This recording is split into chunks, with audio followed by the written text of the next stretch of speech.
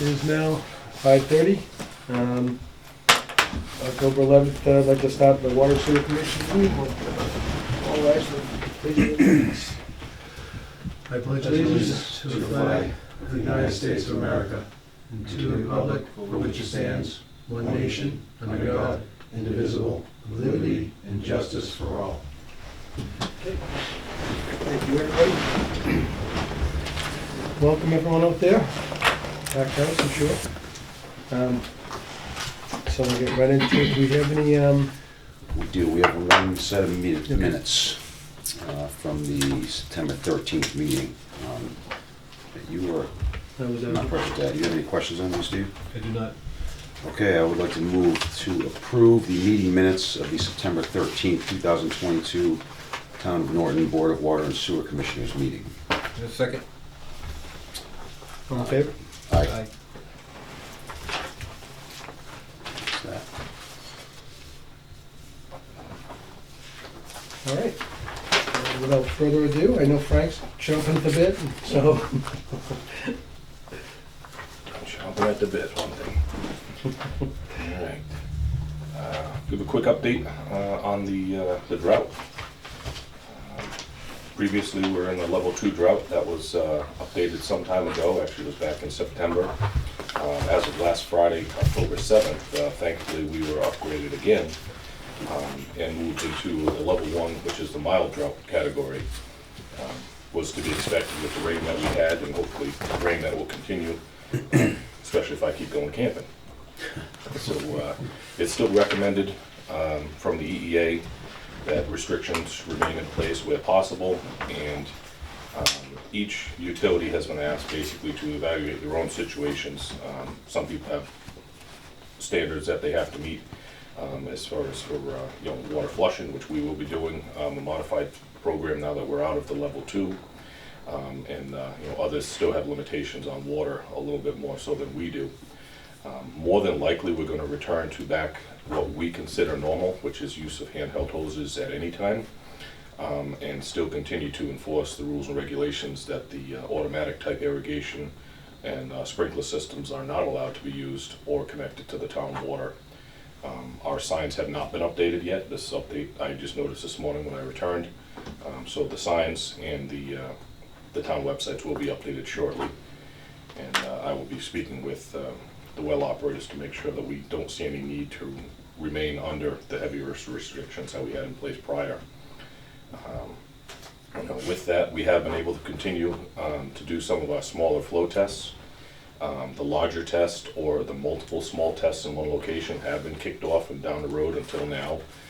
We've contacted a few of those agencies that do this work and have told them that we are going to start resuming it, and we'll attempt to use those as I have in the past as part of the flushing program. One of those areas that was actually scheduled for this week was Red Mill. They had something come up that they actually had to cancel their scheduled time. So we'll get back with the company and with Red Mill, schedule that, because they were one of the areas that were not flushed during the last round, and they are due for a flush. So it didn't make sense to go out there, do it once, and have to go back and do it twice. We'll do it after we do the larger volume flows that they have there, and clean up the area. So that should work out pretty good. We actually averted a situation that could have happened at Wheaton College. So we actually received a call the other morning from a gentleman who was working for a suppression company at Wheaton, giving us a courtesy call telling us that they were getting ready to stop their flow tests. So luckily Janice was on top of things and was like, I don't think I have you guys scheduled for anything. She said, just hold on a minute. Double checked, and sure enough, they hadn't coordinated or scheduled with us. She immediately told them, hold off what you're doing. Let me call around a few people, see what's going on, see if it can be done. They were basically told, no, you can't do it. You didn't coordinate with us. Mm-hmm. I was able to reach out to my contact at the college, who unfortunately was out with family emergency, was unaware of any of this going on. Was pretty irate because this is a company that they had used before. So they were aware of our rules and regulations. Again, come to find out, do a little bit more digging. The normal person that works that crew wasn't there. There was a fill-in for that person due to COVID. So this is how things, unfortunately, can quickly get out of hand. Thankfully, knock on wood, you know, they didn't start anything. Yeah, at least they called before. And they were the trigger. courteous enough to Yeah. call. You know, I'm sure that person got a little jab for doing that and changing their schedule Kept of it from getting events. fined though. But it kept them from getting the fine, kept us from having to deal with any issues, and actually not having to waste any samples. So we had actually been out sampling that morning, and you know, we would have either had to avoid all those samples or take the risk that something could have came back, Right. you know, not accurate based on normal system operation. So it all worked out pretty good. We have communicated with them. They are going to reschedule. Right now, it looks like it's probably going to be the week of the 14th in November. They usually book out 4 or 5 days because they actually have 47 tests that they do. So they do every building on the campus and all the buildings off campus that have fire suppression systems. So it's a lengthy time that we spend with them. You know, something definitely we don't want to look the other way and not know about. You know, We account for all that water. we account for that water. They pay us, you know, a fair fee for the water that's used, based on an agreement that was in place prior when we first started this. And it's a week before Thanksgiving. It's usually not very impactful, as long as we're there and we make sure that when they flush their lines, they run clear. And then usually we go through, we open a few hydrants inside the college because some of the buildings there are tied to one another. Some of them are tied off mains that come off of the side road. So, you know, we have it down pretty good. We like to think we do anyway, of how to clean it up as we go along in there so it doesn't have a chance to spread. We may see some local incidents on the upper end of Mansfield Ave and possibly at 123. But again, we have the hydrants and we know which ones we can place and put hoses on to clean those areas up. Good. So again, it'll be used to our benefit, even though it might be a hindrance at first. We actually had a Mass DEP sanitary survey that was performed earlier this month. So we received notice, actually in late September, that they were trying to reach me and somehow had the incorrect email. So they were wondering why they were sending emails and weren't getting responses back. They finally made the call here, spoke with one of the girls in the office, got my correct email, and we were able to finally connect. It actually only left us about 2.5 weeks time to prepare. And of course, that was just enough time for me to catch COVID and have to be out for 2 weeks. That's right. Of course. So, you know, I really have to give it to John and all the staff that were involved with gathering all the information that was required to have in one central location so we could provide it to the inspector and everybody else that was involved with just a quick spruce up of the facilities. You know, nothing is far from where it needs to be at any given time. You know, we had some grass cutting, a little bit of trimming to do. Nothing that was survey related, but it all takes, you know, the appearance factor. The inspector was very pleased. Everything we provided was, you know, in order. You know, our training, our record keeping, and all of the facilities were in great shape. She is actually going to look into straightening out one of the issues we dealt with in years past, which is the ASR, with some of the old information that's on there from wells that have been decommissioned and filled. Well, the ASR doesn't delete information from it. So you'll have 4 well numbers that reference well number 1, even though it's not accurate anymore. So we had some issues with that, and hopefully she's going to be able to get to the bottom of it, clean up the ASR a little bit, so future reporting will go a little bit smoother. And obviously when they come here, it's not always the same person. They get split up and they go to different areas. So whoever does the next survey will have a little bit easier of a job. So hopefully it works out pretty good. She may actually, if she has time, look into old well number 2.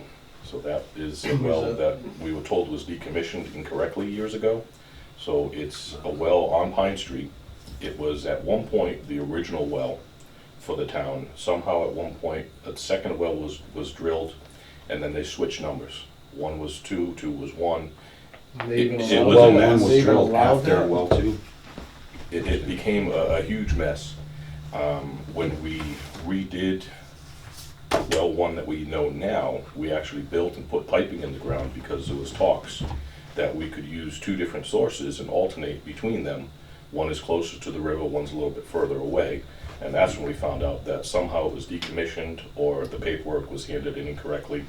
So, you know, hopefully if Michelle has some time, she's going to dig into find out what was done or what should have been done if it wasn't done correctly, and if we could ever use that as a source again, without having to go through the full rigmarole of a new source. Why was it decommissioned in the first place? I don't know. Well, before Too me, long ago? before Derek, I'm not sure if any of us would know. We haven't found any documentation on it. Just a very strange situation, all in all. So And it's located at the property of one? it's where on our one is? property. If you go into where well 1 is on Pine Street, it's far off to the left. Okay. So whether it could ever be of any use to us, remains to be seen, but it sure would be nice to know that there's a potential there, or Yeah. what the potential is. Yeah, that'd be interesting to Um, Tara get on that. It's located closer to the MFN, so it's potentially not. Right, Not it issue. may not be a viable source any longer. But the water quality is likely why it was decommissioned in well 1 was if it's within 400 feet, I don't. I think it is, yeah. So we kind of looked at that when we looked at well 1 replacement, and there's just plotted where well 2 was, but Okay. it's likely not viable for a couple of reasons, but Yeah. it's also, the assumption is typically you would have to go through the full new source approval because it's been offline for quite a long time now, at this point, 20 years, Oh, yeah. so. So So whatever- all whatever- full, Yeah, it may not work at all, but whatever she can find out, even if she can Zone 2 remove it and from all the that. ASR, even better. Yeah. Yeah, it's even a satellite well site, would that be even viable from a satellite well situation? so we looked at well 1 location and replacing that one, because that's kind of in the Yeah. process of, going Yeah. downhill, deteriorating with water quality, and the region where we would move to would be further away from Route 2, or from well 2, so, but and if you had to go through a new source approval, the permitting can take years, and also, initially, we just want to drop a pump in there and see if it's, if it's been filled, then there's, So we've been able to put a pump in Okay. there in years past just to see, and we were able to get easily 200 gallons a minute out of it, which is what we get out of well 1 right now. So it was concerning to us why, it was abandoned, or if it was just a water quality issue and they moved to a different site. There's just no information that we can find on it. So this will be a step, in the right direction. If it's worth pursuing, we will. If not, well, It's always, Right. at the very least, we can pop a pump in and do water And- quality, yeah. if it is something the DEP says Yeah. that but as of now, they consider wouldn't it. DEP have something on that though? I mean, That's what if we it's, hope. if it's a decommissioned, or if it's not, if it wasn't, If it was properly decommissioned. handled, but we What's weren't that? involved at the time, so. what's that? If it was properly handled, it should have been documented, but it might not have been. it's one of the great mysteries. Okay. So That's Has the excellent. well driller that we've used been consistent for people who actually installed the well? oh yeah, Do you Yeah. think they would have anything, or would we check? we definitely could, but that's going back quite a while. Would it even be the We same use company? Frank as it Sullivan was Yeah, for- just Frank Sullivan, his Still son doing is it? actually runs it Is now, doing Frank it now, Sullivan okay. Senior. It's who's been my passed- experience, they have very good records, even though Mhm. they may not be well organized. Where they have documentation, it's just may not Right. be, It definitely isn't hard to chronological, make a but- phone call. Do you have any documentation of the well itself at all? I have nothing. Yeah, I haven't been we- able to find any paperwork on. Have we exclusively used them, or have we used anyone else in the That's what I past? mean. you know? We have used others in the past 20 years. It typically has been Frank Sullivan. Prior to that, I know with other superintendents, there were some other companies that came in. Okay. But in the past 20 or 22 years, it has been Frank. So And we can reach out to our well and pump group and just see if they can call some of their other. Okay. yeah, it's just odd that you don't even stumble across any records Yeah. on a well, that had a Mass DEP number, regardless of what Right, whatever. transpired from it. And it's odd that when we have inspections and we deal with Mass DEP, that they still question, its status. And so, there's just been a lot of change that's happened over the years. I mean, just spitballing, if that does produce, and if that's something that we could actually use, it might put into the question of maybe putting a plant there, if there's, If there are two sources. Right. if, Yeah, to get a combined source, that was the original goal of well 1. That's why we had the extra pipe in the ground, and then, didn't go any further once we found out that that was taken offline or decommissioned incorrectly. The goal was to possibly either use both sources or alternate sources based on demand. So awesome. hopefully we get some good news out of that, but if not, it can't be any worse than what we have now. Yeah, that's true. Yeah. So, let's see, the public notice for the THM exceedance was mailed and posted as required. Thankfully, John took care of that again while I was away. It generated a few phone calls, as the previous exceedance notices did. You know, as you all know, and, anybody that we've spoken to in the public is aware that we've been working with the engineers from our first exceedance, compiling rounds of sample information, and we'll get that report off to Mass DEP with recommendations for a solution as well as a timeline. A few of the things that we've looked at are changing the levels of our storage to simulate less capacity in the system, but not actually physically changing anything with the structure.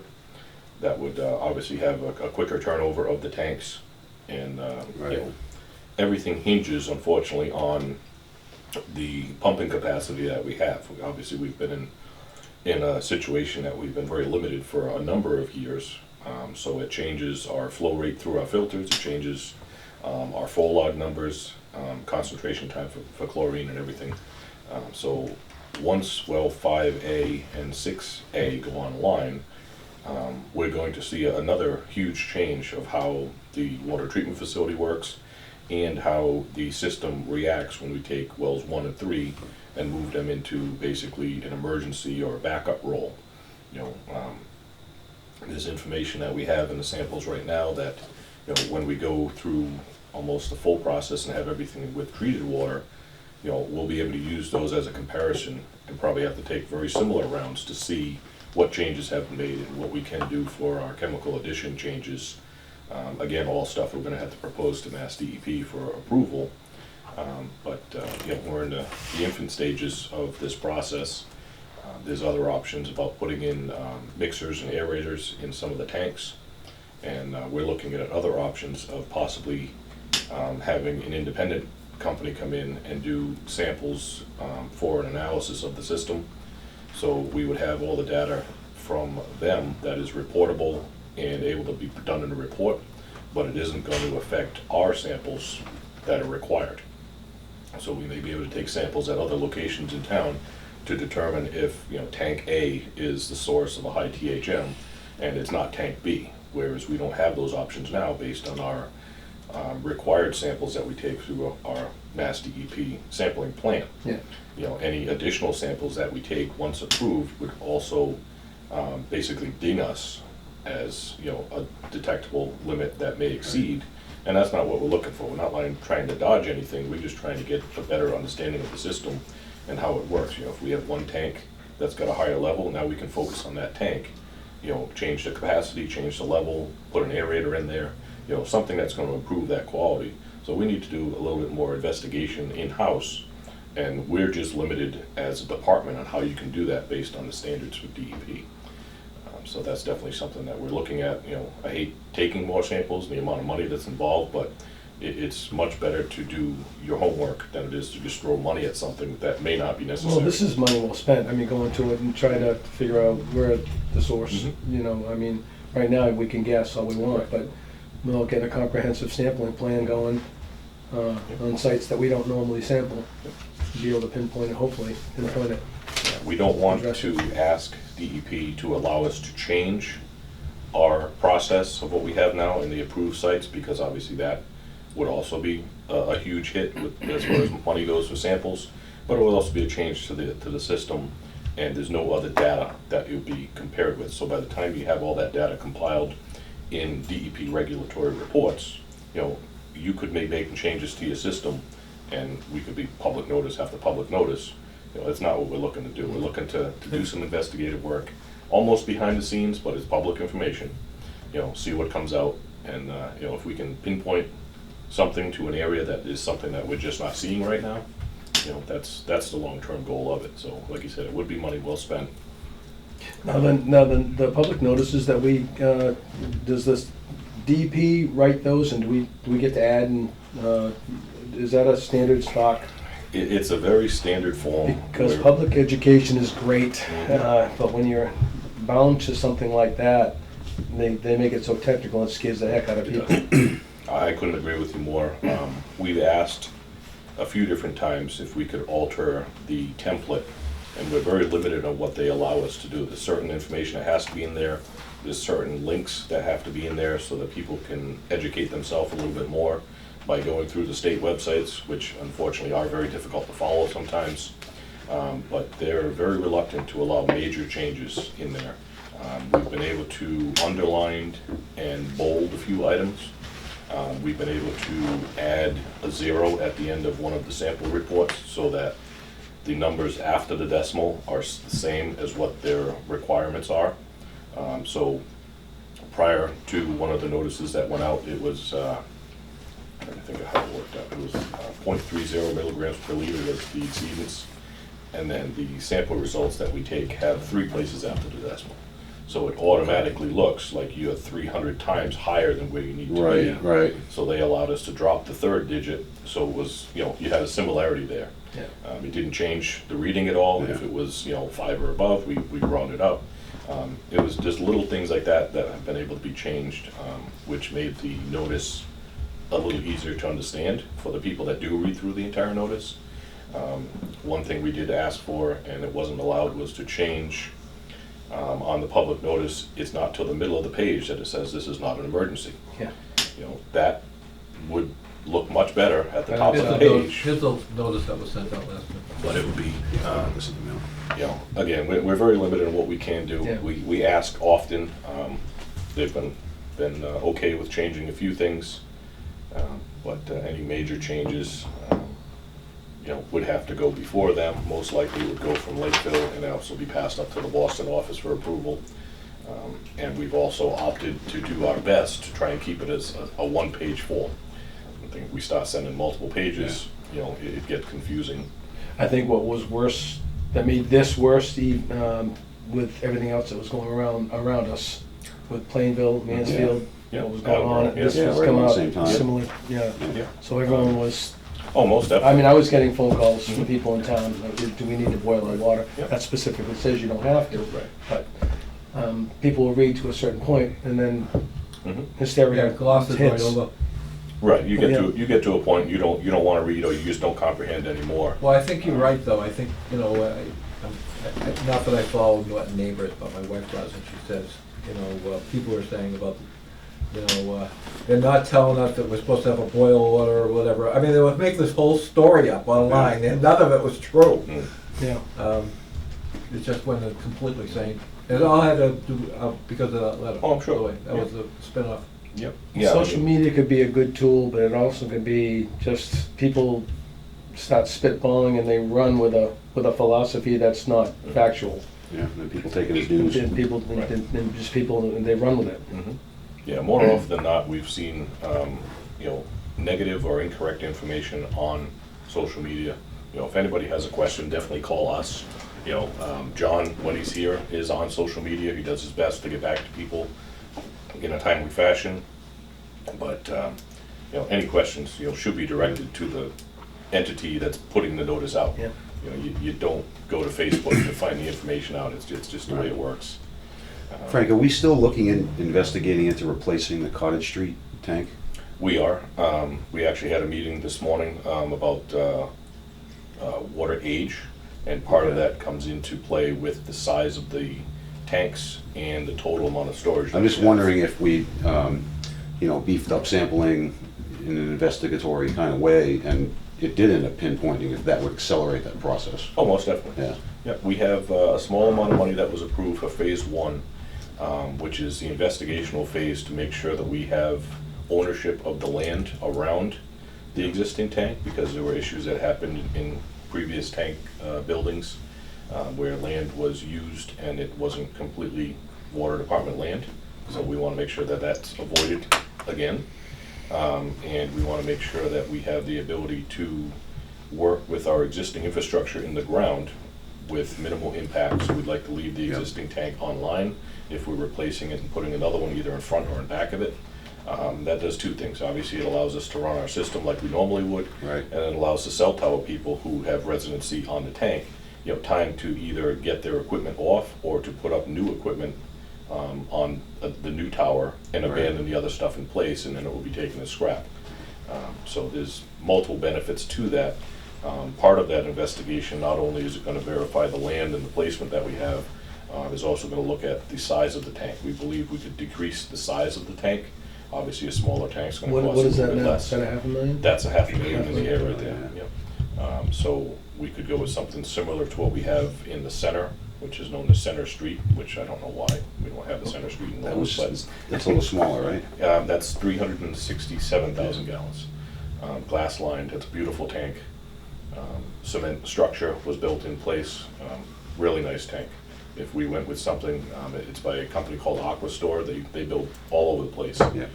We would more than likely look at that as an option and go from there. The design of that tank alone actually helps promote mixing in the tank. So they have an inlet and a discharge inside the tank that are separate, and they're crossed, and they actually look like a duckbill. So when the water comes in, it's put into a fan, Okay.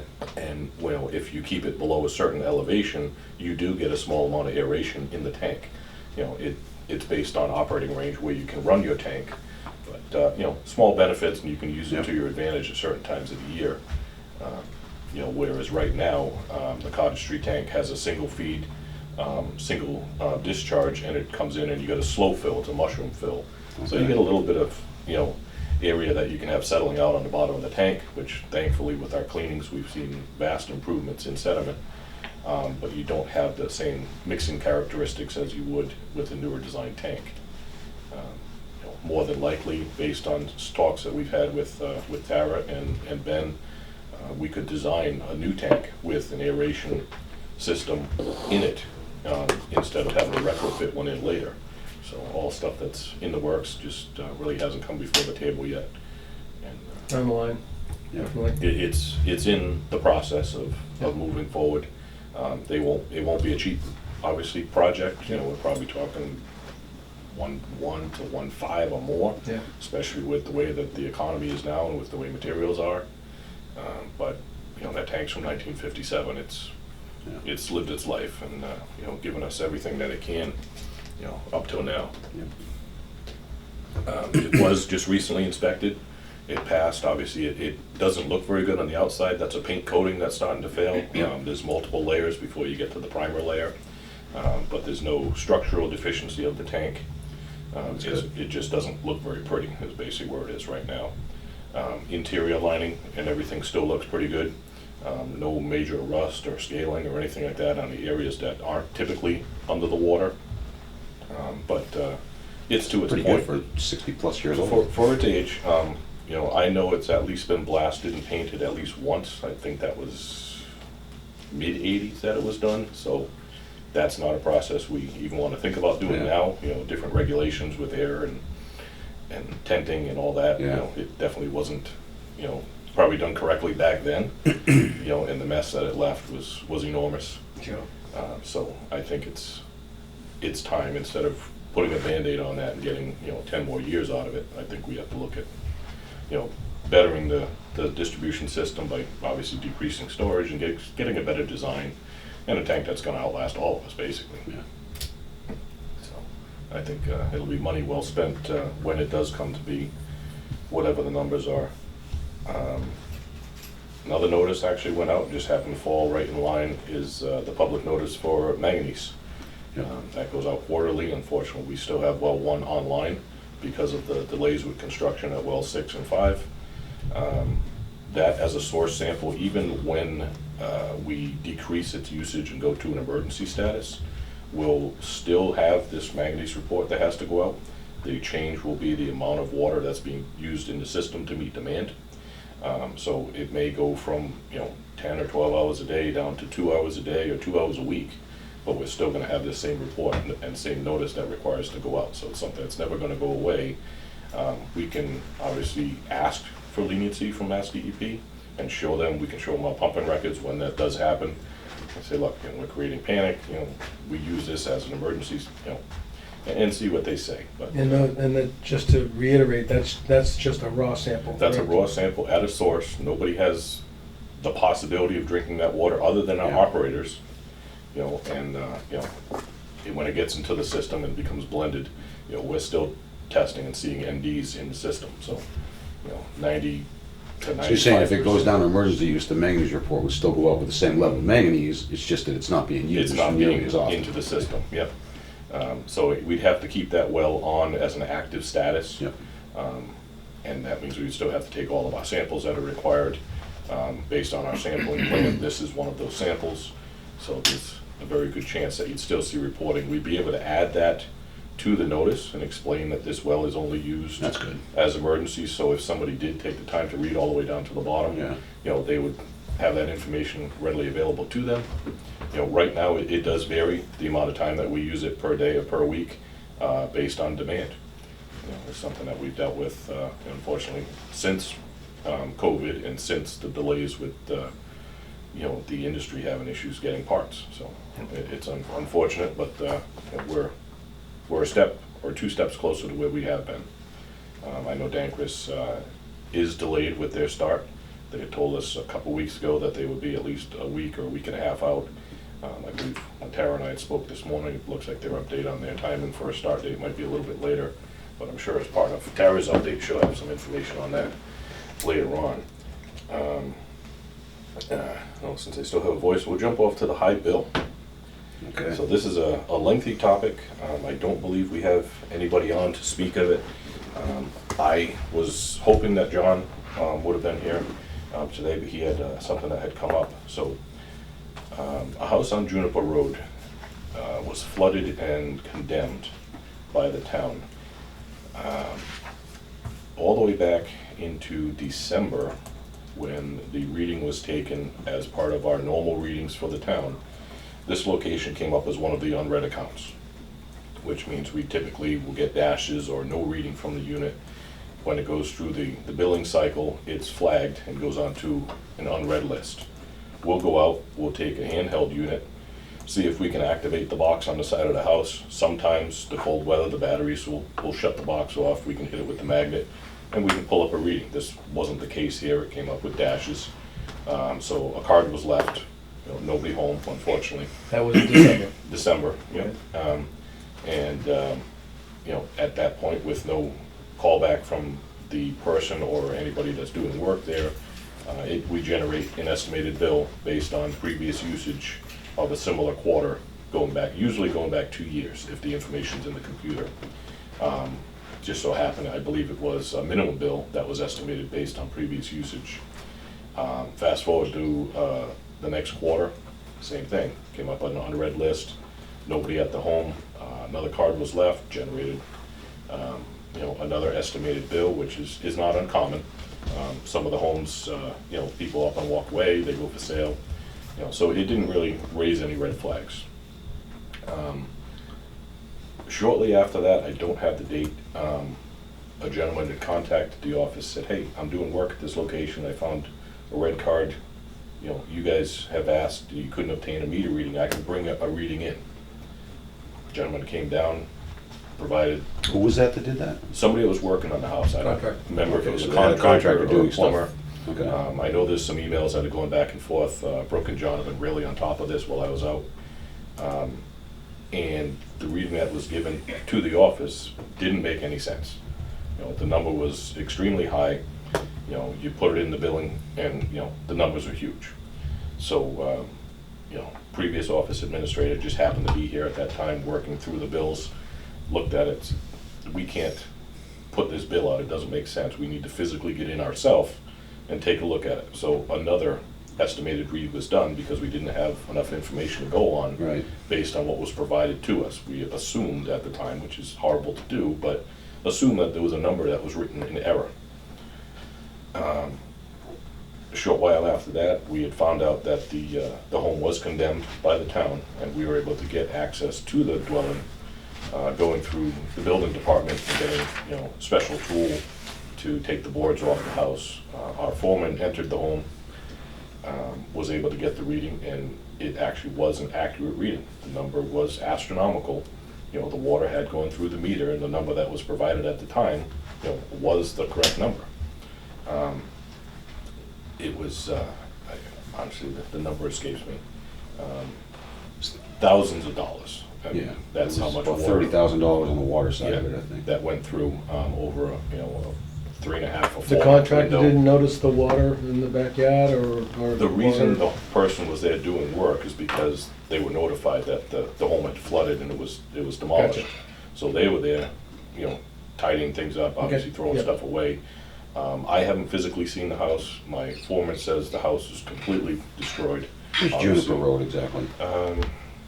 Off of Reservoir, Okay, down the Grove area. okay. Going back, the water was shut off in the home by John. He actually was covering for somebody who was on call, and, when he had gone down, water was coming through the windows, it was in the backyard, Jeez. So it's obvious to us that a large quantity of water went through. Did all of this quantity really go through the meter? Was there damage to the meter because it froze?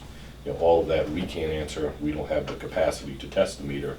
So we would typically send the meter out to an independent party, have it tested for accuracy, and that's how we do all of our meters. If there's any question about anything, they go out to an independent tester. They verify the accuracy of them, and thankfully, knock on wood, 100% of every meter that's ever gone out has tested accurate or actually in the homeowner's favor, which is common because there's plastic internals that wear. Yeah. So more often than not, in the 15-year range, you have enough wear on there that it won't pick up a drip in a faucet or a leaky toilet. So they wear in the favor of the homeowner with the age and usage of it. So But even with that wear, it's still considered. it's still pretty considered right? accurate. Yeah, there's a range that they If a give meter you. comes back and it fails that and it's out of that range, at that point, is it prorated, or is it just it failed and then it goes back to the estimate? We haven't had one come out outside of its accuracy range Okay. to even get to that point. The larger meters in town, something that we are gonna start enforcing. In all of my time here, I have never seen a test report done on a larger meter. So anything 1 inch and larger is considered commercial, and the occupant or the building owner is responsible for replacing that meter if it ever fails. But they're also, per the rules and regulations, supposed to test the meter every 2 years to prove its accuracy, to prove that it's viable and should remain in place. I've never seen it done. I know other communities do it on a regular basis. So Aquarian, who's Cohasset and Hull, has a company they hired to test all the large meters and build the property. Build the owners, yeah. But they're in charge of it, and they have a consistent way they do it, so it's Mhm. always consistent. Right. But they organize that. And I think the regs I think from Dedham Westwood Yes. also has the same Yep. policy. Yeah, definitely something. It's in our rules and regulations. For why it hasn't been enforced, I really don't know.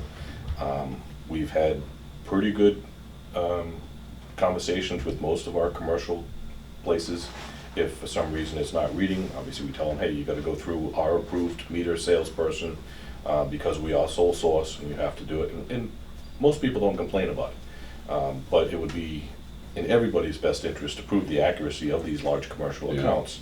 And if we find some that are under registering based on age, or some that are no longer compliant with our current reading system as far as a drive-by read, those have to be replaced.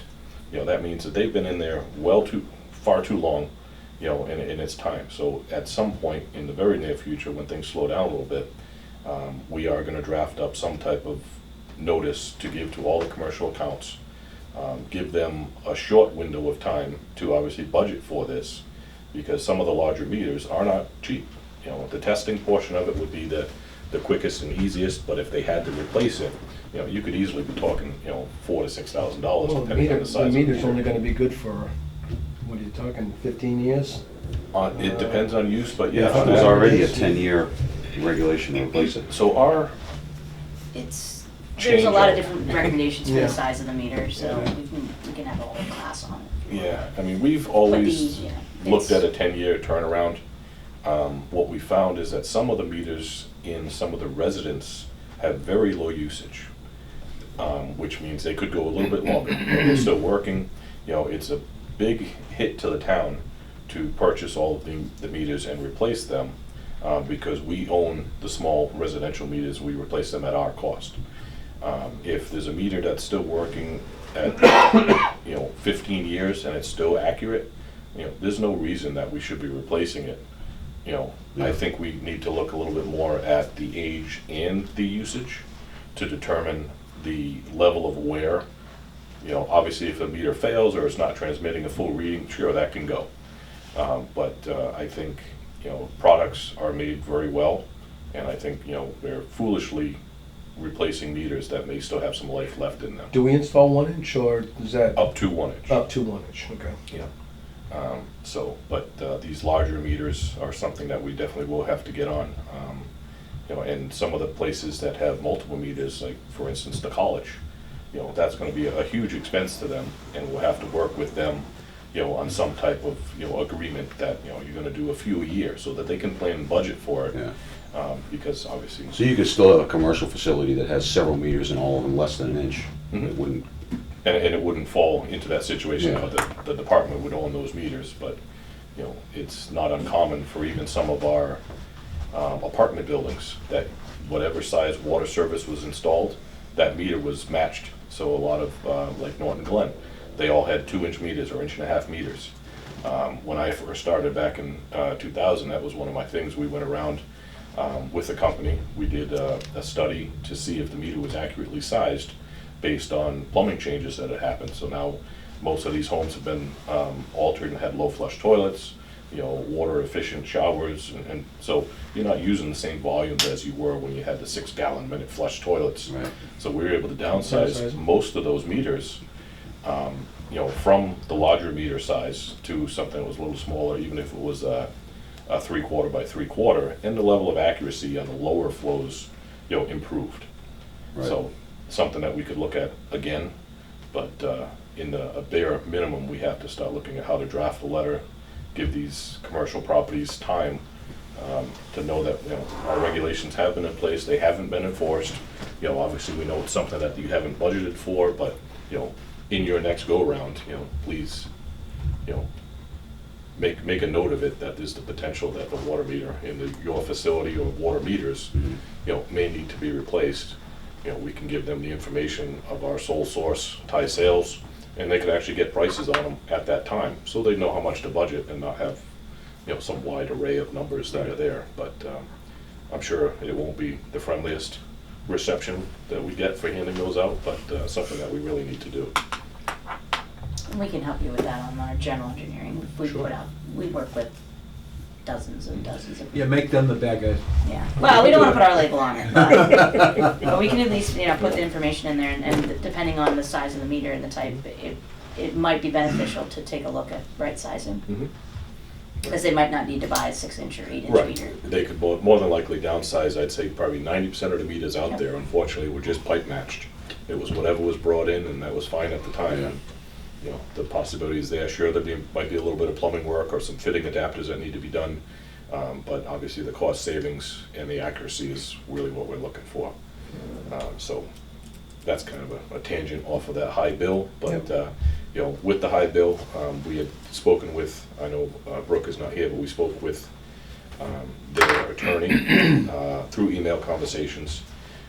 They've requested some information about previous usage and previous bills, which I don't see the relevancy to the leak. You know, it's not gonna show the leak, but you know, that information was provided to them for one part of it. We have since spoken with the town clerk to make sure any information that we provide, we are allowed to. And she has recommended that additional information that's requested go through public records request. So that she obviously has That's a good idea. Yeah. information Record on of it and record of it. Even if it's just linked with an email, it doesn't definitely have to go through her, because she has enough work on her own, but she wants to be in the loop about what's going on. That's a good idea. Yeah. So that process is taking place, and you know, the next step will be to talk with the building department. You know, obviously schedule with our independent tester and physically get in. We'll definitely leave the option up to the attorney or the property owner if they want to be there. Even though the town has taken the house as condemned and boarded it up, there's no reason why as many people as want to be there to see this meter come out, take pictures of it, verify serial numbers, readings, or anything before it's sent off. You know, we'll make sure that that happens and go from there. So we're just collecting information there, just collecting information right now. We're just, I'm assuming they're eventually gonna come before us. I would have to assume, more than likely, they would want to wait until after our testing is done, see Yeah. if it is accurate. Like I said, we told them that it could be shipped or transferred to their independent tester afterwards. And, I would have to think that the same information is gonna be coming out of the Yeah. same meter. And then we can have a discussion about, where it goes from there, so. What happens with their bill in the meantime? Are they accruing interest or? It is automatically gonna accrue interest, that's something that the system does automatically, so, Okay. if for some reason, the meter is damaged and something happened, a number's, a gear stripped, anything like Yeah. that, could have happened obviously during the freeze process, if the meter was Sure. affected, all of it would be abated and adjusted. Now, if it comes back accurate and we get to abating the sewer portion, which we've talked about, we can't do that until this all plays through This whole right? process has to go, just to verify the accuracy of it. Right. Yeah, that's the biggest nut right now. Right. Yeah, I mean, there's a possibility it could be damaged and, all of this just goes away. It was, something happened to the meter, it's an unfortunate event. But obviously, we don't know that yet. Okay. So this is just the first step, that's why there's nobody on the agenda, just wanted to bring this, information Okay. before the board. I know you guys have seen emails going Yep. back and forth about it. If this is proven to be an accurate reading and all the events do play out, we can get obviously dates of the actual readings and everything will be, I's dotted and T's crossed. Have everything as accurate as possible. What else?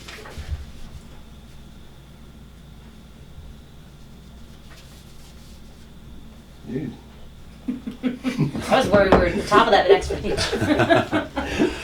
It's been a month, guys. I know, me too. All right, dry fire hydrants. Yes, it's on my list. I'm sure you guys have seen the email that's going back and forth between myself and a resident or a family. This is Weatherall Way? This is Weatherall Way.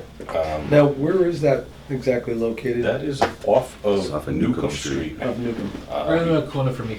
Yeah, it is very close to. That's to a good Bernstein. section of town. Very nice. Very sketchy.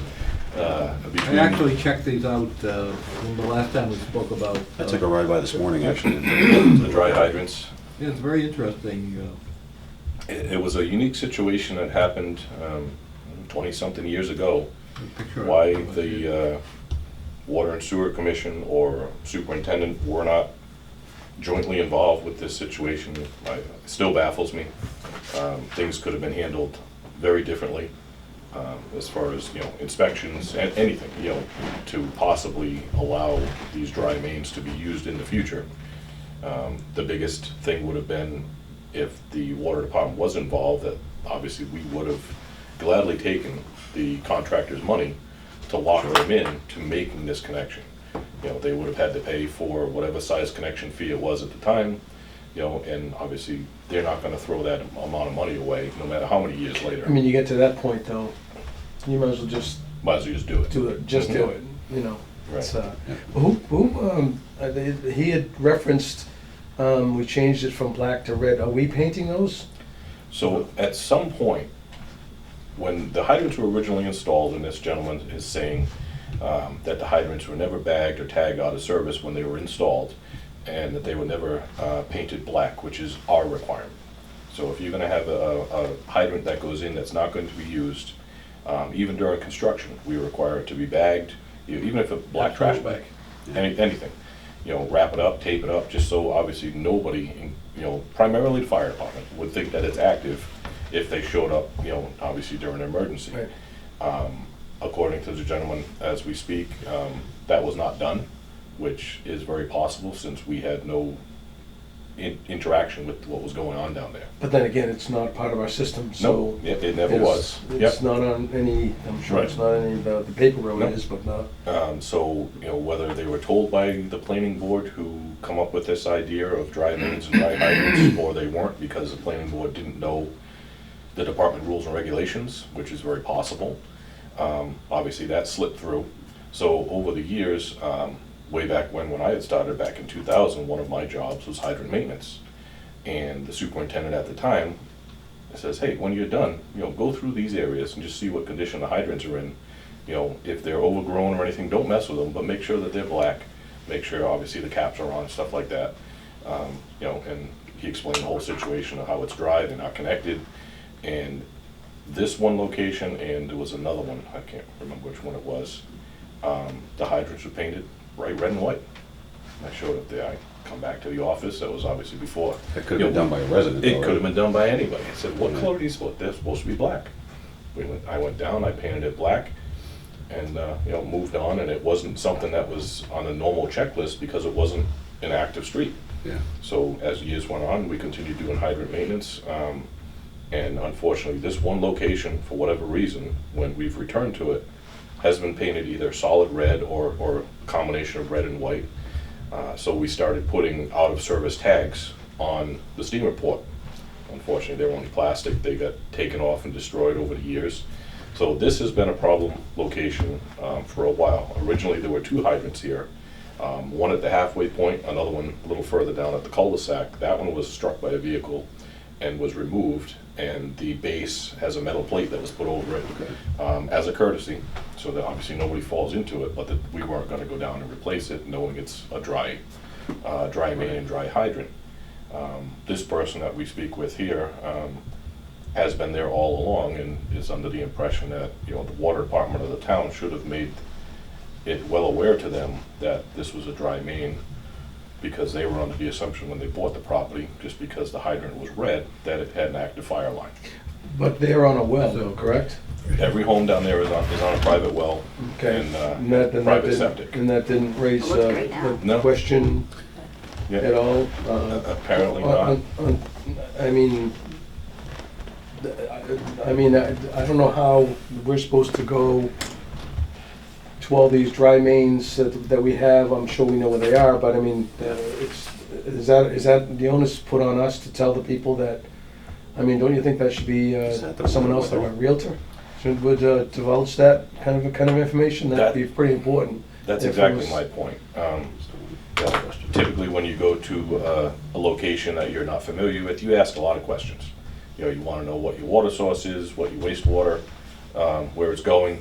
You know, and obviously, if there's any type of fire suppression, you know, if you make the assumption that there's a bright red hydrant out in the street, I can see how that can be very Sure. simply, you know, oh, I don't have to worry about that because How this old this was fire this protection. development? 2002 or 4, right around there. Yeah, it's just a Kennedy hydrant. The Kennedy line has been around for. So, you know, I can understand their concern, I can understand their frustration. I don't see how it falls on the water department to make it right. One other aspect of it is, you know, everything that we do is funded by our ratepayers. You know, we're enterprise, we're self-sufficient because of our ratepayers. You know, these persons that live here on Weatherall do not pay into the water rates or the sewer rates, as they are not connected to town services. So that's a whole nother unique situation that, Yeah. you know, basically the ratepayers will be paying to either upgrade this water main and install new hydrants, you know, and there's no course of payback over the years. The other thing that comes in here, and I know with the most recent email, they had recommended, could we install a hydrant at the end of their street off of Newland? As simple as that sounds, it's not that simple, unfortunately, because of the age of the infrastructure here. There's also AC pipe AC. here, so we can't even spend the money to do a hot tap on the AC. You know, you would have to physically shut the main down, which would affect everybody from 495 to Newland Street, all of the Wilbur Flats, all of Pine Needle, all of the condos along Newland, as well as Jacobs Way and Weatherall Way. Dewater all of that area, you know, physically cutting your T, make your connections just to install one hydrant. You know, just materials alone. There's no shut-off valves on? There is nothing closer. Okay. Back then, you know, hydrants were 1,000 feet apart and valves were 1,500 at best. That's just about I what mean, it would be what they if are. that development goes in and they'd be putting in appropriate valves, I'm sure, if they replace that line, right? Am I in the right location? Wrong street. Wrong street, You're okay. on a side road off of there, unfortunately. Yeah, okay. Yeah, this is off on Newcomb, This is Newcomb off of Yeah. Newland. off of Newcomb. Yeah. So Just to refresh my memory, I actually had the foreman go out today, and, you know, I know there's hydrants on Newland Street, and they're relatively close proximity to the entrance to Wetherell Way. The closest one is about 300 feet away. Yep. Towards, I believe it's towards the west, towards 495. Yeah. Another one is about 700 feet, give or take, away in the opposite direction, which obviously meets the 1,000-foot Yeah. that they had as the crow flies back in the early 2000s. I don't think the best option for the town, based on the impact, not just the cost, is going down, shutting this main off, tying in a new hydrant. You know, if it was 700 feet both ways from the street, If you're gonna I would do, be concerned. if you're gonna do that, you might as well just drop a T in, drop a, You a do T valve in or, assemblies and everything, yeah, right? valve work, you need to do some extensive work there, it'd be stupid not to. If you're Right. gonna open up and cut that main. Right, so I mean, just the parts alone, which are difficult to come by now, unfortunately, with supply issues, you're easily in the $8,000 to $9,000 range, not including police details, road work, you know, and all of that. So this main that's in Wetherall not connected to our system? Correct, it is not So it's connected. dead-ended up at the end of the street? It's not looped, it's dead-ended, yep. But it's been so old, we wouldn't be able to just, No, besides that, so it wasn't, so there was no valve, no cut-in T or anything? No, they never did anything to the main. Have They- you they ever heard stayed of completely- anything so ridiculous in your entire life? Yes. It does happen, I've never heard unfortunately. of this before until this got brought up. either. Yeah, it is unique, and unfortunately, the planning board at the time, the way that I remember it and the way that others remember it, you know, there was a water moratorium that was on for multiple reasons. One, we were working on replacing and installing one of the wells. The other was we were in a mild drought, nothing similar to what we just came out of. So there was a building moratorium put on based on the limited water. The contractors were quite upset with the town. You know, these people wanted to go, they owned land, you know, they shouldn't be denied. So the way I understand it, and as it was explained by a few other people, is that they went before the planning board and before the building department at the time and had a few options, and this was one of the options that was presented. Well, we'll just do this later, we'll put this in, you know, and we'll connect later, and if we put everybody on wells, you know, you can't deny us the permit to build, which technically they're correct. But it should have had, this should have had no bearing, it should have had any play in the matter at all. You know, it should have been, yeah, sure, you can put your wells in, and that's it. There was no reason for them to waste the money on the infrastructure, no reason for the planning board to have made an agreement like this without coordination of the other departments involved, being the water department. You know, there's so many things that could have been done differently here and would have had a better outcome. What happened in a lot of other towns during moratoriums was what they were putting in the fire protection and no water services, so that people would actually have fire protection even though they're under a drought. Yep. That's the standard. That, yeah, That's the that more would make standard, sense, right? sure. I mean, yeah, and developers, depending on how their personality are, right, they will just sink wells and move on. Mhm. But this one did both, then it was, you know, it's an interesting scenario, but you don't technically own it, so. Right. No, it's unique. So is that a public way? That is a public It is road. now, I guess. I was given information that originally it was not. This gentleman tells me he's lived there from day one and it has always been a public road. So whether the information I was given was accurate or not, I don't know. I mean, you know, you're going back 20-something years. So you say that we would have to shut the line down in order to cut it to T. However, I have been involved with a project where we actually cut in a tap and sleeve and valve on an AC pipe, and it was very successful. I don't want to take that chance. Okay.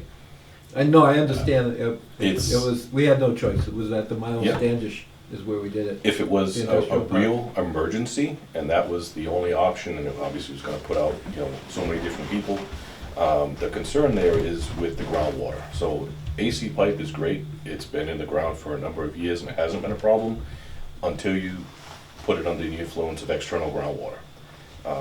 This pipe's been in the ground for a very long time, it's 10-inch and it's oversized AC, so it actually has a thicker OD, which is similar to a 12-inch main, but anytime that we've done any excavation down there, the main is what we call punky. So it's very soft, you can peel it with your fingers, you know. The only thing that's saving that is the extra wall thickness that's there. You know, we've run into situations that the pipe doesn't remain in the ground when it's in similar conditions, when it's the normal thickness AC. So that's the reason why I wouldn't even think about doing a core cut on that and weakening the structure. The safest option would be obviously, unfortunately, cutting a section out, dressing in a couple pieces of ductile iron, doing the full T-assembly. But again, even that, I'm not 100% sold on, being that there is a hydrant that's 300 feet away from the entrance. One thing that I would propose is possibly replacing that hydrant with a brand new one. It's an older hydrant, it is fully operational, but you know, at some point, we will see some fatigue and some failure with that hydrant because of the groundwater that's there. All of our hydrants now have stainless steel internals and external stainless bolts, so that they're not impacted the way that typically some of these older hydrants are. You get a little bit better flow out of some of the newer hydrants. I mean, it's not going to be something that you're going to write home about and see the difference. But you know, maybe for peace of mind, you know, we replace the older hydrant, which is very close to them. And that could be done without shutting the water main down. That can be done without shutting the main down. You know, it seemed like the simplest solution. I know it's probably not the answer that they're looking for. Basically, they want one in their front yard, but you know, 300 feet away. Oh, I definitely understand the concern. I just, I don't know how the onus is put on us, though. I know we're clearly the water department, but that information, you would think that should have been divulged much. As soon as these people moved into the house, they should have been known that. Yeah, or they should have asked. I make assumptions myself every day. Yeah. I can easily see how somebody walking up and seeing a brand new shiny red hydrant is going to think, why wouldn't it have Right. water in it? And Why I wouldn't it be my fire And protection? I understand that too from his point of view as well. Yeah. I would think most people wouldn't even think about it. Right. You know, I mean, if you're not in the industry or don't have any type of thought process like that, you know, you're focusing on your new house, you're not focusing on the hydrant that's there. So it's unfortunate that they've been led to believe something that's false, you know, and, you know, obviously, again, if the water department or commissioners were involved back then, you know, that hydrant would have been black, that hydrant would have been bagged, you know, it would have been an obvious situation that probably would have prompted some questions. But again, we can't go back and fix that, you know, we are where we are right now. So being that it's a public way, is that different than being on a private way? And what our obligations are to the fact that these hydrants should possibly be removed? Only because they're in a public way. Mhm. It's the only reason I'm bringing it up. Most definitely. I had spoken quickly with the town manager about this when the first emails of this came around. This is the only road that is a town-accepted road that has the dry mains and black fire hydrants. The others remain private. Correct. So that is the reason why we haven't gone down and removed any of those hydrants. The only thing we have done is venture there and paint them black or put a card on them, you know, out of service. You know, this situation here, I think, warrants the removal of that hydrant. You know, not necessarily digging down, because this It's right at location. the breakaway. Yeah, at the breakaway, even if we make a plate for it, so there's So no there's tripping hazard. two fire hydrants, right? One One left. remaining. One left. One remaining, okay. Yep, the one at the end was damaged. Yeah, years when I was ago. there, the one was there. There Mhm. were two there. So it Who must pays be- for the removal of it, though? So We it's do. not ours. We would, do. we would just go Within the into town's it. right away, it's our responsibility, that's what Okay. I'm saying. Yep. Okay. I think we should do that, and we should take your recommendation and replace the hydrant, which is 300 feet away. I think that's the best that we can do under the circumstances. Without digging up my 20-year master plan, I would have to assume that Newcomb Street may be in there as part of an upgraded main, because there are Our distances consulting there. engineer would know the. I'm sure she has it right on Yeah, top of her let head, me but, look that up. I'll grab that. I know Um, exactly what page it's on if you want me to. you know, there's other main replacement projects that take priority based on a multitude of different factors. This isn't a problematic main, this isn't an issue with water quality or anything over there. Well, except that it's asbestos. Of the material, thankfully our asbestos sample's all clear, but, you know, I would say probably within, a reasonable amount of time, that main would be upgraded. And hydrant distances would obviously narrow from the 1,000 feet down to the 500, which we could alter the placement of the hydrants to possibly bring one even closer to that location. But there's many, many streets in town that don't have fire protection down them. There's many streets in town,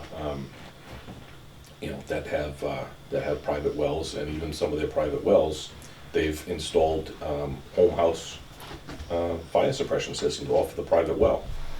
Something that could have been an option at the time, and could have been money that would have been much better spent than installing these dry systems. But It's crazy. So how can Mr. Chairman, do we need a motion to do that? Or can we just instruct? That's not something we need a motion for, is it? Take care I of don't that? think so. I can replace that as just normal process. How many houses are on the street? I think that's four. I believe there's Is it only about 4 or four or 5. five? Yeah. I'd have to pull it up. Do we, or should we notify the people at all? Or is that opening up, I mean, we definitely can. I mean, it's public record. I mean, it's open, we can notify them that we do intend on removing, that hydrant to avoid any possible confusion in the future. The last thing we want to do is have emergency responders show up and think that they can do something there. I mean, typically that's not their normal process. They're already attacking the fire with lines off their pumper before they actually connect. Right. The last thing you want to do with the change of structure that we've seen here, not only in Norton but everywhere around, is multiple new bodies, places, and if their mindset is, let's find the hydrant and it's there, color may not even be but a you concern have, then. you have one that's 300 feet away though, right? Right, on the main road. So, my recommendation would be to replace that hydrant that's 300 feet away with a brand new hydrant. There's, like I said, there's nothing wrong with the other one that's there. We flow it, it operates, it's just got some age to it. Replace it with one that's brand new, has better internal parts. It's gonna, outlast that structure that's there until that main is scheduled for Most replacement. cost effective and least impact. If it's something you guys want to think about, I mean, I had responded earlier this afternoon to the last email. I try and use their same email because they do have a line item of questions. Yeah. And I try and add what I can with a different color. You guys are welcome to respond to those questions as well. You may have different answers than I do. Well, you have more information than I do, so. I think you should do what we just talked about. Yep. And implement it. Yeah, I agree. I agree too, yeah. It's just unfortunate, This happened so long ago without any kind of eyes on it.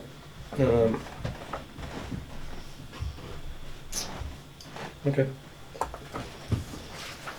that all you got? That Number is, line left? that's That was it. This is just to keep my memory where it needs to be. Okay, Thank you, guys. all right, thanks, Frank. My turn? Sure. Awesome. Thanks, Steve. Talk a little bit about sewer before you get more water talk. So the only thing I'm going to report on tonight is Knollwood and Holly Road, the generator project. We opened bids, not last week, but the previous Thursday. We had 3 bidders. The low bidder was right around, it was about $208,000. Second bidder was $229,000. So pretty close, and then the third bidder was way up. The first issue is the money. So we put in for ARPA money. This did come in higher than the estimate, and that the money that was put in. We put in $225,000 for ARPA. It was supposed to include design, our contract, plus the bid. So based on those, you're about $40,000 short if you award on the ARPA money. I don't understand how ARPA works, and I know, and I talked to you briefly, like with SRF, it doesn't matter. You put in an estimate, and then the actual bids come in, and that's the number. I don't know that the ARPA does that they adjust it based on the actual price, I think you have a chunk of money, and so that, and I don't know if you've had a discussion with Mike, I know you've been catching up on a bunch of other stuff, but, so there's two things, either, first, we need to confirm if with the ARPA money that he has, you can get the full amount by either shuffling from somewhere else and into this, or if the ARPA money's locked, because we filled out an application, it was $225,000. Do you still want to move forward? Do you have the extra 40? Let's call it 50 grand, because who knows what will come up. Do you have the extra 50 grand in your budget to move forward with this at this point? So instead of it being 100% funded by ARPA, you would have to pick it up within your budget. Yeah, budget-wise, that wouldn't be an issue. I believe what that would require is an article at town meeting for approval to spend that amount. Okay. So that's something, obviously, we missed the deadline for the meeting that's coming up on the 17th. So that would push it down the road until the next meeting, unless they, for some reason, pull a special that we could obviously have that added to. So I haven't had any contact with Mike. I can speak with John and see if he's had any conversation with him, because I think he was here for the opening. He was here for the opening. John and I did talk about it briefly at the time, because we knew right then what the numbers were. So,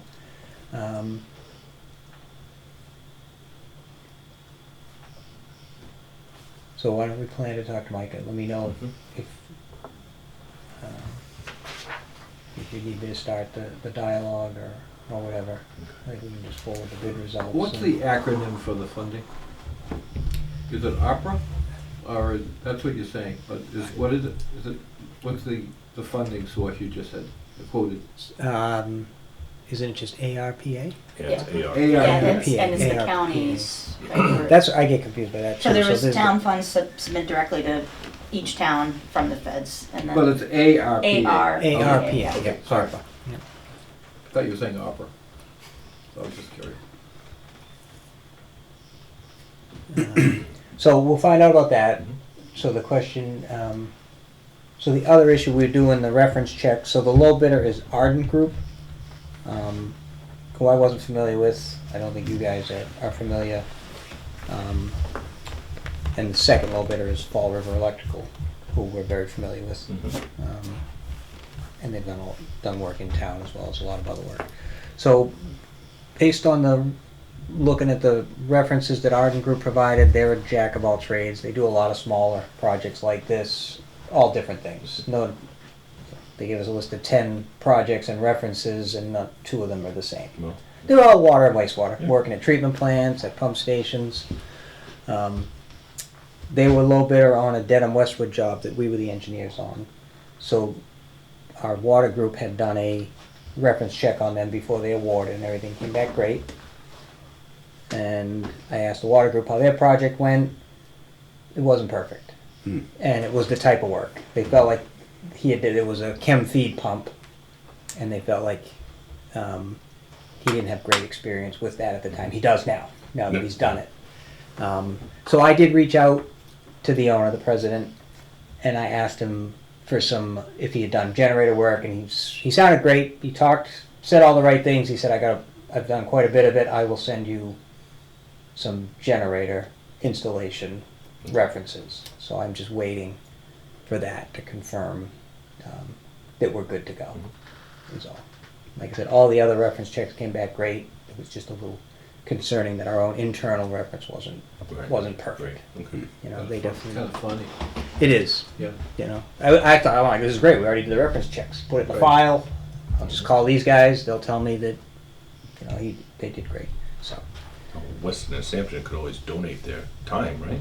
Yes. That would be generous of y'all. Doesn't hurt to ask. I understand. Just throwing it out. Just throwing it out. Just throwing it out. I know. So the bids are good for 60 days? They're good for 30 days. We can ask them to extend it. I think we just need to get an answer. If the ARPA money isn't gonna work, you're not gonna have the town meeting vote in time. So I don't know how it plays out, because you can't, because it's gonna be a long time before these come in, right? Before they're even ordered. So right? you're not gonna owe any money for quite some time. Yeah.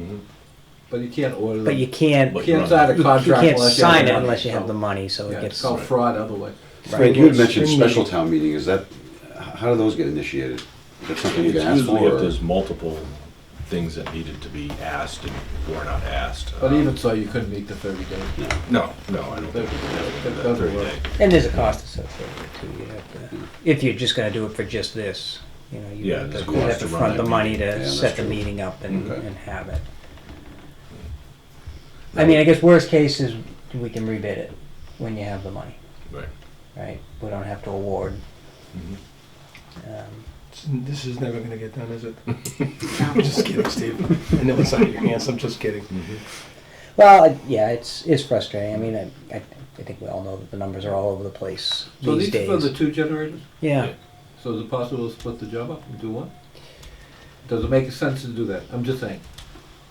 Well, I don't know, because we asked specifically for both through Okay. ARPA. Well, I think mean, it'd if be we better can to go back change- to opera Oh, and right. get the money. I mean, Just I mean, let's explore find the out. I options. mean, ask like all I the said, with the questions. SRF, mhm. with other funding sources, they understand it's an estimate, and then they fund you based on the actual bids. And Well, let's ask the question Yeah, and then let's we'll go find from we'll there. find out. Yeah, I would anticipate they're getting a lot of bids that are over what the original estimate a year ago was, so. And this was we in have- combination with it's- the water Yeah, work, so the right? water is the larger nut, right, so that was like 2 million plus, and Steve's is kind of the smaller project, so taking 40, I mean, it's water and wastewater infrastructure, which is what ARPA was funding, so I don't think it's a huge deal, but we just need the county to confirm, because that's been hard enough figuring out when we can spend money and how we can spend the money, so. Yeah, so John should be back tomorrow. If not, I'll shoot him a text tomorrow, see if he's had any conversation with Mike. I don't want to start the same process over. And if not, I'll go up and see what we can figure out about that. Because the other option, I guess, would be just rebid it with one, and then, We could rebid it right now with just the one, and use the ARPA funding for and use that. the ARPA But funding. it's cost effective, obviously, to do the two at the same time. Yeah, that's why we do Did it. I think we we'll figure it out. ever hear back from that gentleman? I had finally found the contact that knew that person who Yes. started having correspondence Yes. with you and then kind of fell apart. Yep, Okay, we did hear from him. that was just. He didn't give us the all clear. He course. said, yeah, we'll look at it. Unfortunately, these take a while. That doesn't work that way. This is just whether they're gonna allow, whether the gas company's gonna afford you a connection. And like, we've been trying to get a hold of you for 9 months, you know, just let us know. Yeah, yes that or it's no. a high pressure line. Both of them, Mhm. they have the pressure. It's, I don't know why they wouldn't, especially a municipal connection. I don't know why they wouldn't afford you a connection and send you bills Mhm. for the use. Forever, right. You know, Wow. Just makes it's sense. probably a non-issue at Knollwood because it's already connected It's to gas. existing, This right. is just a reconnection. It was really Holly Road is the one that's a new connection. But probably the one we really want it the most because of the impact to Because you the. don't have anything to right the now. You area. have backup right now at Knollwood. Yeah, and Holly Road Right. is fairly close to the Mhm. To the water. to the water. Yeah. So we don't want to vote on this tonight then, should we find? No, no. Yes. Yep. Yeah, we don't have Yeah, anything. well, nothing's funny. Yeah, I think 2 weeks will be fine if we get an answer on the ARPA funding. Sure. I guess the one thing, if we get an answer that the ARPA money is good to go,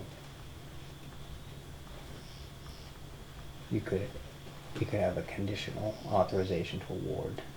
But I don't think it matters. I mean, for 2 more weeks, I think we're fine. Let's find out what's going on with you. Okay. Good.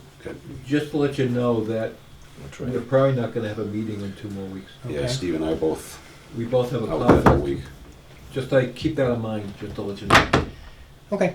Do you want to do a conditional? So the other thing is we haven't finished the reference check. So it would be conditional upon the ARPA money being available and Weston and Sampson's recommendation to award. At least it'll be. in And all place. it would be a notice of, you would then issue, you would be given permission to issue a notice of intent to award, and then the whole process of the contracts would start.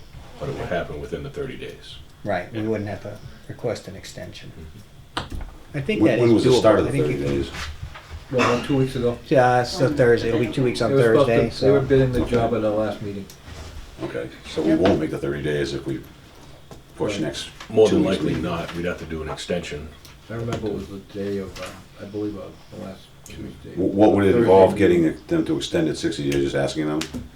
If you issue the intent to award, that's, if you do conditional vote today, authorizing Frank to issue the intent to award documentation, that Yeah. gets the ball rolling, so. If the ARPA money comes through and we'll support it and the reference checks come back favorable. So you want us to make a motion based on that? Would make I think sense. so. I would think I think so. that's I a think good that'd be idea. the safest option. There's multiple things that have to happen in order for the intent to award to go out, but it gives us the option to get it done within the 30 days if everything falls in line. Okay. How do we need to word this then? It seems like there's several stipulations in for this motion. So you definitely need the dollar amount, and then the two stipulations are if the ARPA funding can cover the balance, the total amount, and then the second one would be the Reference. reference check is, you know, our recommendation is issued to award. Okay. And So then- that's the dollar amount. This is Easy the to middle miss one, it. the Got it 207. going on. Can you read my chicken scratch? Yeah, 207,875. At least you got it all right last time I had. That's the words Ardent and Group. Numbers wrong. Yep. Arden Group. And we're, okay. And that's pending ARPA Pending ARPA funding availability and reference checks. and Weston and Sampson recommendation to award, Fancy. because that will be based on the reference checks. And this is for Frank to authorize. For Frank to issue an intent to award letter. And we have a contract number in this? Or is this, how is this referenced? There's a contract name, Yeah, it should go with the contract name. so the Knollwood and Holly Road Pump Station Improvements Project. Okay, let me see if I can do this then. I would like to move a motion to allow Frank, Superintendent Frank, to issue an intent to award for the Knollwood and Holly Road Pump Station Improvement Projects to the Ardent Group in the amount of $207,875, pending ARPA funding availability and Weston and Sampson's recommendation to award. I second. All in favor? Aye. Aye. Good. Thanks, Steve. Thank you. All right. I think that's all I had. Anything else of the stuff is, we're still waiting on the Cobb Street generator. So hopefully that one's gonna be going in this year. Still not November. They said November, so we're not there yet. 2017 version. All right, Sarah. All right, before I started my general update, I did look up the 20-year improvement plan, and we do have Newcomb Street between Newland Street and North Washington Street. I Yeah. don't know, Yeah. but that's kind of in the That would phase fall in 3, there. so like the That's in 15-year. Newland to North Wash. Yeah. Newland to North Wash, That's- yeah. That's the entire scope. Yeah. It's about 6,000 feet, It's long. yeah. So that's the full replacement of all the AC pipe and Mhm. And that's first slated for when? It was not in the first 10 years, but Okay. It's there and it has a number that is no longer valid. we put in 2.5 million, I think, initially, but in another 3 years, it might be back to normal. Maybe. We'll That's see. when the pipe will come available. Yeah. It's true. So there's that, yeah. Yeah. I figured But it- I'd just at least Yeah. look it up. And There is multiple reasons why certain roads were added within that, either the 5-year, the 10-year, or the 20-year. AC pipe obviously is one of them, knowing the history we've had when we've done excavations down there, of the structural soundness in the areas that we have excavated. Obviously that wasn't one that's on the top of the list. Things could change, obviously, with, impact and water quality and everything going on. They also fail from the inside with pressure. They're running at pressures that they've never seen before, because they've been in the ground so long, so hopefully they stay there, and we don't find out the hard way, but it's something that has been thought about. It's not a road that's been forgotten about, just a little further down the track. Yep. oh, there's a lot on the track. Oh, there's a lot. There's, we factored in unlined cast iron main and frequent break history, pressure deficiencies or other concerns. So there's 4 to 6 different parameters that we kind of met with everybody and then prioritized, and then it just can get adjusted in that, so it should be taken a look at every 5 years because certain things can change, and But overall, this is a pretty comprehensive, I mean, the overall price tag over 20 years is 42.5 million, so there's a significant amount of pipe on this, and it was a large portion of your system, so. And, you know, with the ARPA funding, that's a significant amount of money that hopefully will just be free, and then next year, that won't be passed on to the water rates or anything like that, so that will help ease some of the burden moving forward with the larger plan, so. On that note, I'll start on South Worcester and East Hodges. So the surveyors submitted their CAD files to us last week. We're taking a look at just making sure that all the information's there. Make sure we need to send them back out. We'll send them back out. But I know Frank, you had expressed some concerns that we'd started before some of your guys had completed all the water markouts, so we want to get them back out there. Take a look at that, but we'll be planning in this winter to kind of get the design wrapped up and then start bidding, and we'll see what kind of bid climate we're in for 2023. So move along well with that. White Street, we were trying to get a pre-construction meeting scheduled the last couple weeks, but obviously there's been a lot of folks in and out. The contractor right now is planning for end of October, early November, which I'm kind of leaning maybe on October 31st would be the earliest, I would think, but we want to get a pre-construction meeting with him early next week and just talk a little bit more. He's got about 3 or so smaller projects that wanted to wrap up. White Street is only 1,100 feet or so, but so for us it's a pretty small project. But he's got about 3 of them in line before you guys. So, but he wants to get it done before before winter, and assuming we see the weather we've been having, knock on wood, that we'll continue to work. And he's anticipating a few weeks. It's not going to be too long. Unless Frank goes camping. Well, if he goes camping again, there's a lot of risks on many things, so. Okay, well, Rain's coming. Yeah. But hopefully not the other stuff, so. Right. So we'll set that up for next week, and then right now we're all planning for a start date in the first week or so of November, and hopefully wrap that up. The standard town cutoff is a blanket November 15th, but if the weather holds, which it has the last several years, continue into December if we need to, but the hope is to just get this done and get it done fast. The other update I had was the wells 5 and 6, and you touched upon this a little bit. So we had a pre-construction meeting the date of the last meeting. We received a schedule from the contractor at that time. They were supposed to be excavating actually a couple weeks ago. They've been delayed on another project. Their new plan, they gave us a schedule update last week. Their new plan is to be on site next week to start excavating for the vault. Start at 6A, get that fully up and running. At that time, we'll take a look at the schedule and just see if we've got 5A and 6A going at the same time. We have 5A is kind of in a temporary status right now by the town, depending on when the flushing sequencing is going and when next round of water quality samples go. We may just have them get 6A up and running and leave it for a couple weeks and then be able to get all the water quality work done.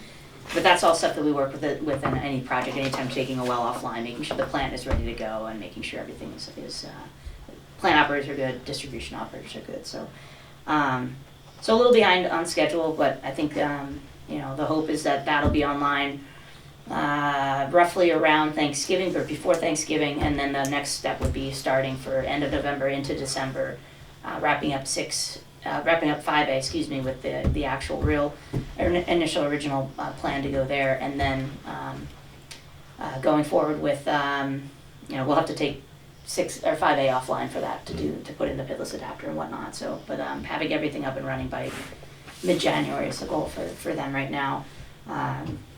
But then once that's all 100% complete, they can go back in and do the demo work that's in both of those stations. So, which. Not bad for at least winter shutdown time period, at least you're at that point. But and that kind of segues a little bit into our discussion this morning, as well as combining a couple of our projects to kind of take a holistic look at everything. So we've got the water storage tank study, which is taking a look at the actual volumes you have. You have roughly about 5+ days of storage in your system right now, which is a little bit much, but right now per current flow rates right now, because you're down to needing to replace well 4, 5 is running in a temporary status right now, 6 is on and ready to go.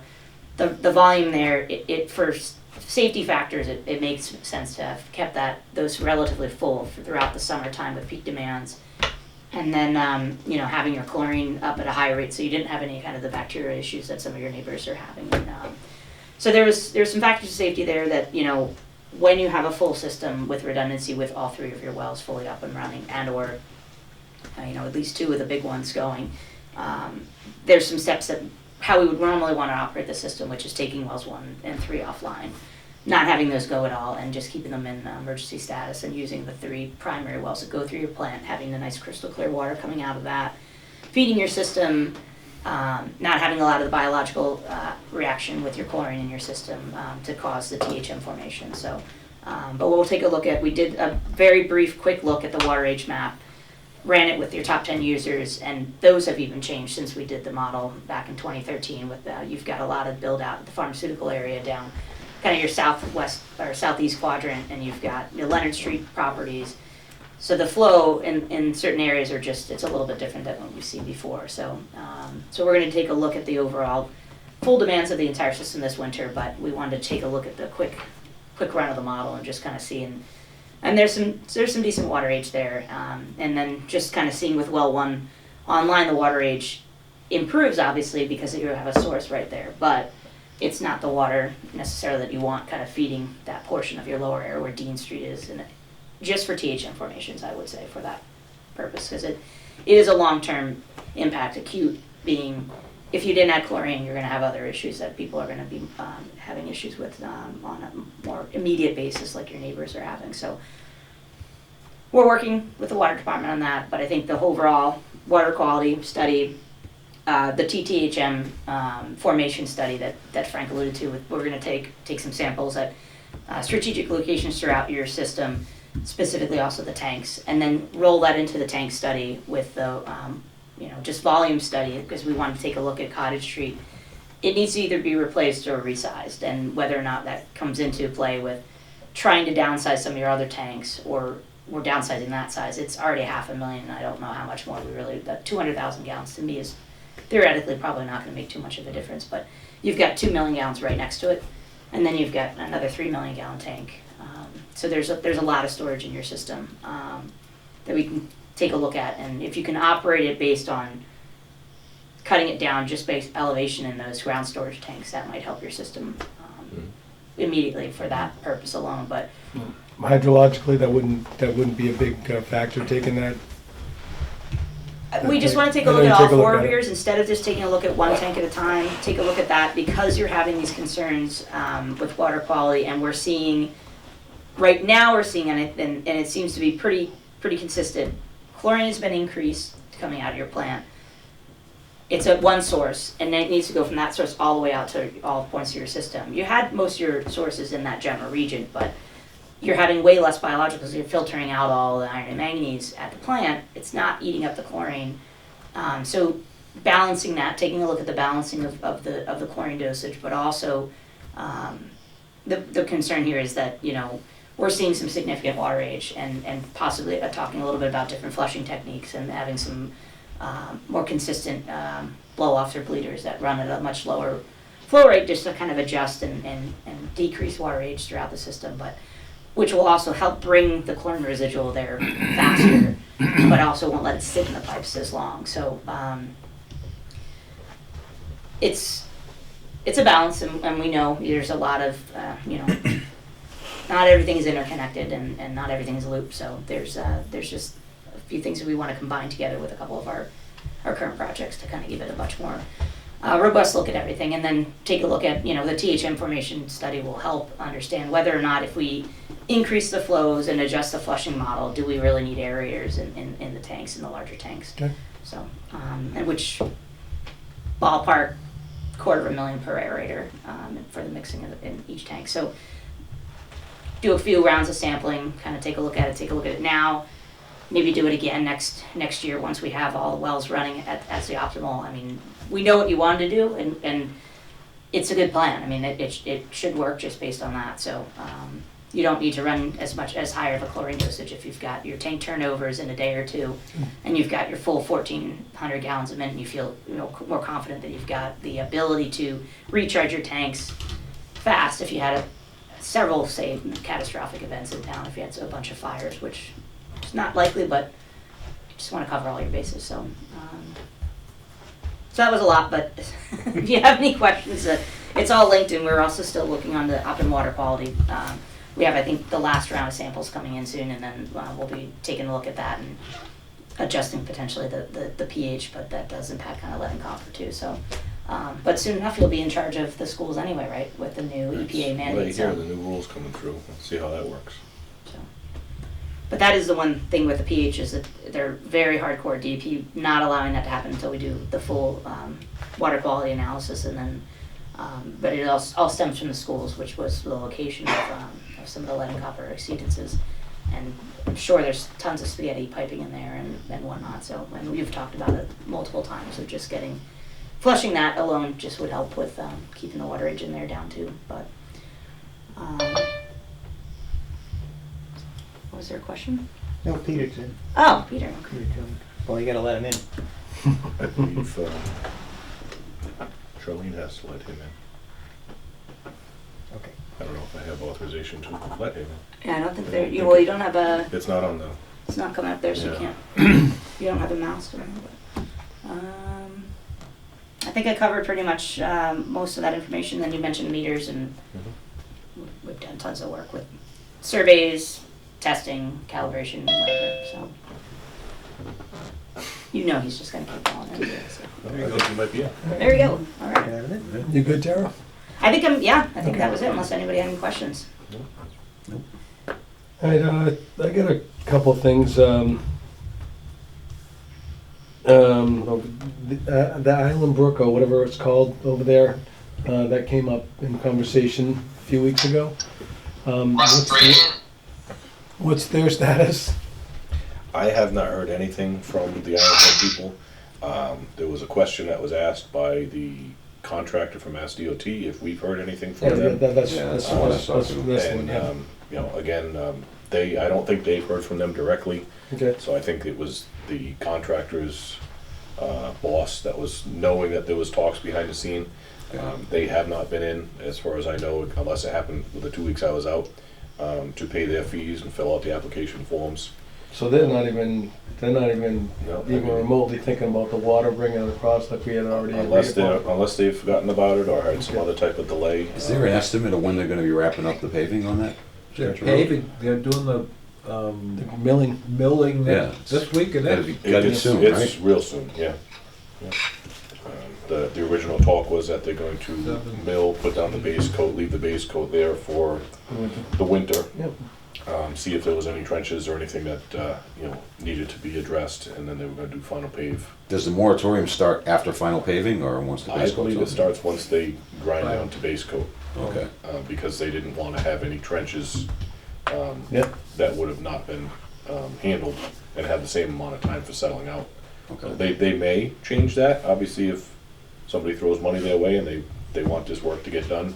Yeah. There may still be the option to get it done at the last I would minute. think they have an opportunity there, Most definitely. but once the final coat goes on, it's 5 years. Unless I'm a the little road- surprised that Island Brook hasn't gotten on this because we approved the laterals Right, for the we fire gave that hydrants, and we special would've approval, hooked them up with a, I mean, I can Water send an construction. email to them, I don't wanna hold their hand, I but, just- It's out of my, I was just a Yeah. question that, cause and Eric brought that Okay. question up to us, I was just curious where it stood.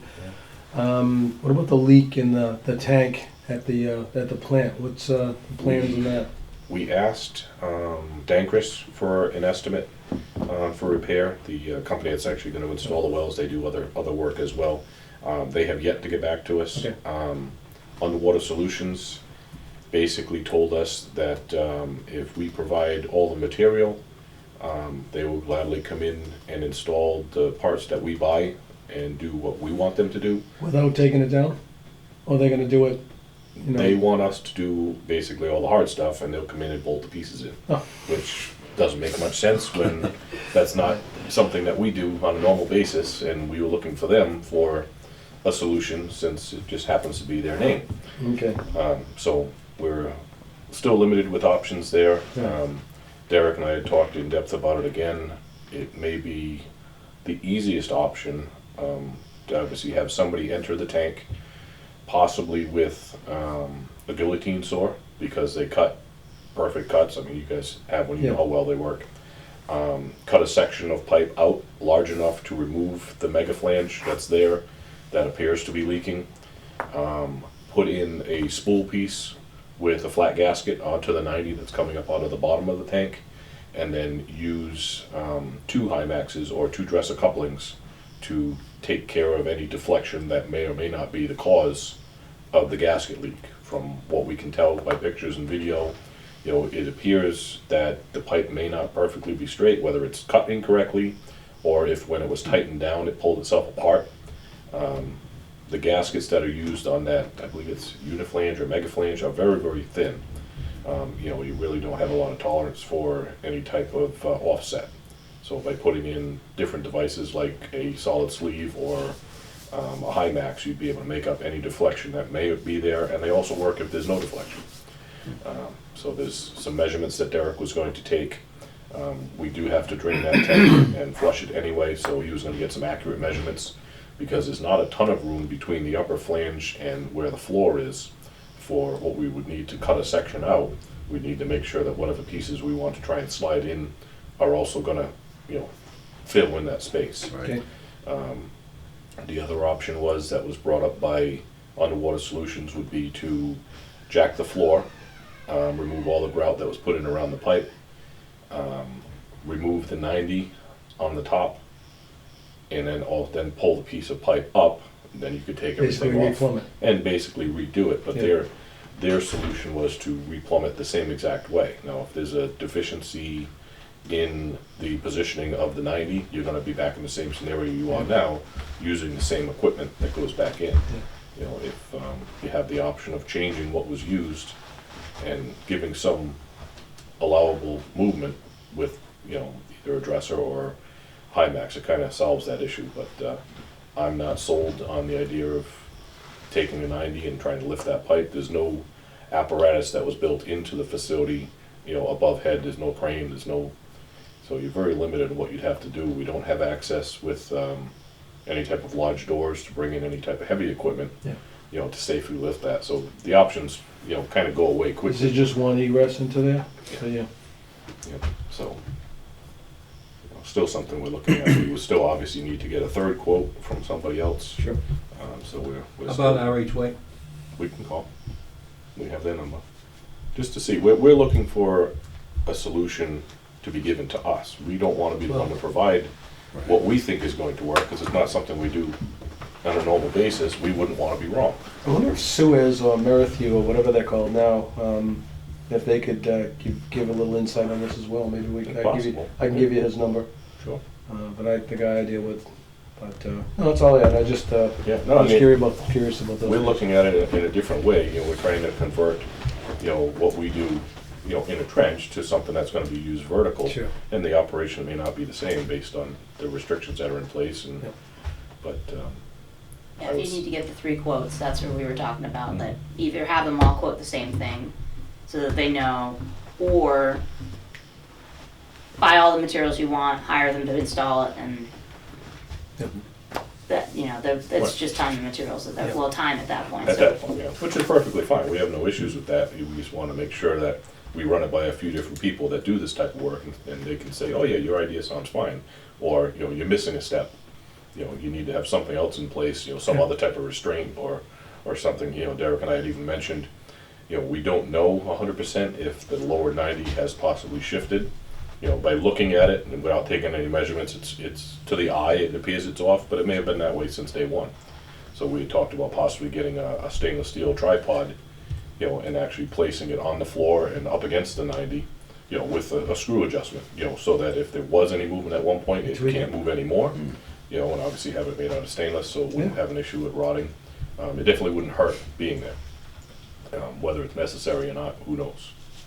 Okay. Just some things we're thinking about, just from stuff we've historically dealt with in other circumstances that obviously are different from this, but. Okay. could be as easy as we were talking about, as easy as a defective gasket, or Right. the pipe itself was not 100%. It'd be great to see a rolled gasket. Mhm. It'd be great. I mean, it would Yeah. have leaked right away anyway. So Well, it's That's been, the no whole problem. time is the question on whether or not, like, when you weren't flowing at higher rates, when we first tested it, everything seemed to have been working fine. But was that something that, now you're at year 2 plus, so you're outside your Yeah, warranty period. yeah. But that makes whether sense. or not it was slightly leaking, because when the underwater system went in there, they tightened everything and they came out and it looked like it was pretty much fine. And then a couple weeks later, Derek noticed that it was leaking again. So then that's the other concern, is whether or not there's some vibration or anything else. But it's all flange pipe that should be pretty locked in there, so it shouldn't really be moving. But if you do have something a little bit off kilter, that's a little concern. And, you know, our CMR guys can give you the third quote too, but I think we just want to all make sure that we're giving the same apples to apples. Yeah, if we're gonna ask for 3 quotes, we wanna make sure the information we're providing to these people for work, or scope of work, is the same, so that they're able to accurately bid the job. Yep. But we'd just like to feel comfortable that what we're telling people, you know, is something that is a possible repair.